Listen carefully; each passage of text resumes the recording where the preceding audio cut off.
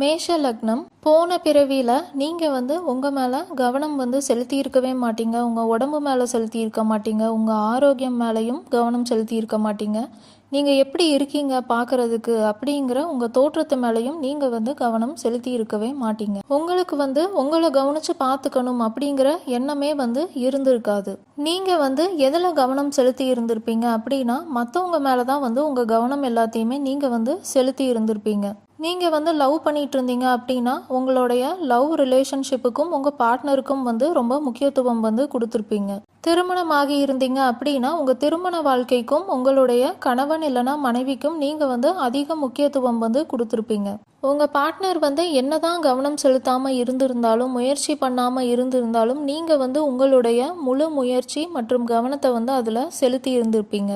உங்கள் பார்ட்னர் ரொம்ப சுயநலமாக இருந்தாலுமே நீங்கள் அது எதையுமே கண்டுக்காமல் உங்களோட ஃபுல் எஃபர்ட்ஸை கொடுத்துருப்பீங்க.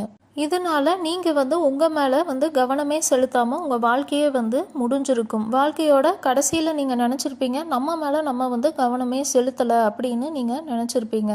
அதனால உங்களுக்கு அந்த ஆசையாக அது இருந்திருக்கும்.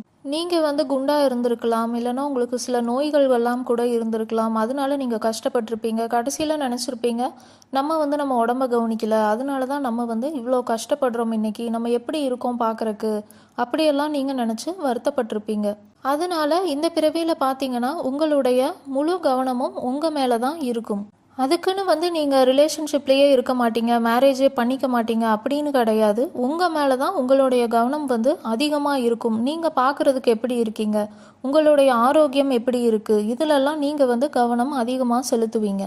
நீங்கள் ஜிம் போவீங்க, ஒர்க் அவுட் பண்ணுவீங்க, உங்களுடைய உடம்பை கரெக்டாக வச்சுருப்பீங்க. நீங்கள் எப்போதுமே பார்க்குறதுக்கு பர்ஃபெக்டான ஒரு பர்சனாக இருக்கணும் அப்படின்னு நினைப்பீங்க. உங்கள் ஆரோக்கியத்திலையும் நீங்கள் அதிக அக்கறை செலுத்துவீங்க. நீங்கள் எங்கே போனாலும் சுற்றி இருக்கவங்களோட கவனம் உங்கள் மேலே வரணும் அப்படின்னு நினைப்பீங்க. உங்களை பார்த்து எல்லாரும் இவங்க பார்க்குறதுக்கு எவ்வளோ நல்லா இருக்காங்க அப்படின்னு நினைக்கணும் அப்படின்னு விரும்புவீங்க. அதுக்குன்னு நீங்கள் லவ் ரிலேஷன்ஷிப்பில் இருக்க மாட்டீங்க, மேரேஜ் பண்ணிக்க மாட்டீங்க அப்படின்னு சொல்ல முடியாது.